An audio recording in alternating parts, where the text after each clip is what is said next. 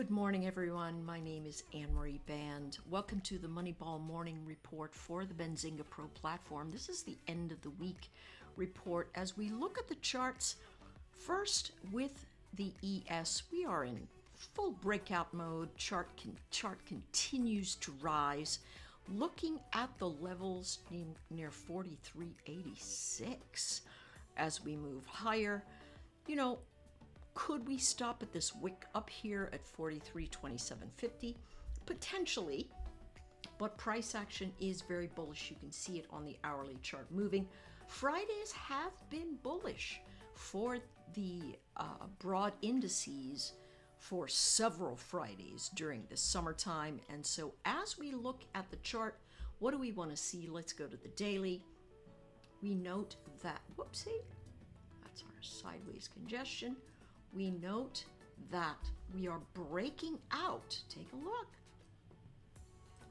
Breaking out over this congestion level we've been sitting at for days. 1, 2, 3, 4, 5. We closed over it, gave us a dip in the pre-market. That dip is going to be the low. If price action continues to the north, that's going to be 42.84, but pullbacks are buy zones, folks. There are a lot of trapped shorts and they continue to push the market higher as they have to buy to get out of their charts, okay, out of their positions. Let's take a peek. I'm going to look at something else over here on one of my other formations, and let's make sure that I've got our upward track for us nicely. It does appear so. We are looking at 43.27 as upward trajectory. Watch these wicks now. That's going to be the big place. We're going to see a new set of sellers try to come in and short the top of that. It's going to pull us in.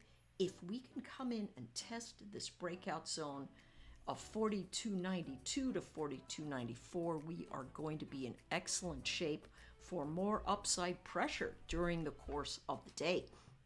With the Qs, we're also seeing solid motion, but not quite the breakout. And this is because of sector rotation. We are moving into small caps by we. Big money is what I mean by that. They are moving into some of these laggards and taking some profit off of some key technology areas. What's the line in the sand today? Hey, listen, if we break out over 14,576, this chart is going to run higher into its next bases.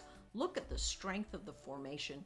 Comes in as soon as it starts moving above the close of the prior day, 14,519, we will be in a space where price action continues to move. Now let's show you very quickly how this price action looks when it's breaking out and up over the edge. And this is what you want to watch for from a bullish perspective. Notice the 15-minute chart is very bullish. That means traders are trying to find new prices that the sellers will say, I'm ready to engage, or the buyers will say, you know what, I'm taking some profit. Right now, it is continuing to move up. Notice these areas, pullbacks will be buy zones. I'd like for them to come into at least 14,524, 14,517 to push us up to the north. Let's take a look at where they've been going. They've been moving into the RTY, and this is the IWM. Notice breaking out over the top, but exhausting at the top of the ranges. That looks like heavy congestion right around this area, but they're still trying to push. This is a sideways formation that could break, pull back, and then give us more upside pressure. On the daily chart, that's what we want to look for. Listen, if we cannot get above the close of the prior day, that's 1883, this will move down, and the ideal spot, of course, would be if it could come into 1856 or this new area that's providing some level of support at 1835. All right, that's what we're looking for there. Pullbacks are buy zones. Remember, in this kind of formation, we buy the dips. We do not buy the breakouts. Let's take a look at SPY. SPY continues to run. We've got a few folks that are calling for 435 as the upward pressure event. Let's go to the monthly to see what's going on here. Lots of lines I've got drawn here. Don't want too many of those sitting out. Let's remove this. Let's remove that. Okay, and let's also remove this one. Got ourselves a little bit more upside pressure. Take a look though. We are sitting right at the edge of this area that was support. Then it became resistance. Could it be resistance again before a shallow pullback and some more moves to the upside? That answer is yes. Next week, we are looking at a very big week of news, FOMC meetings, a lot of stuff about interest rates, with the job number coming in for jobless claims a little bit higher. It could be that we sit sideways in this range because we are concerned about what the Fed might do. Everyone is starting to think they are going to pause and watch the charts one more time. That pause would likely be another good thing for us, but take a look. Everyone's stopping at 429.63. Listen, if we get up over that edge, first thing that's going to happen is sellers are going to start to cover it. That's going to push price up. Then it's going to hit the stops, maybe a little bit over 430. It's going to pull back, and this is the support zone we want to look for. Notice we've got piano keys. Up, down, up, down, up. Okay? Could we have a down day today? Remains to be seen. All right? Let's take a look at the cues. Watch the levels, folks. This is going to be very, very important.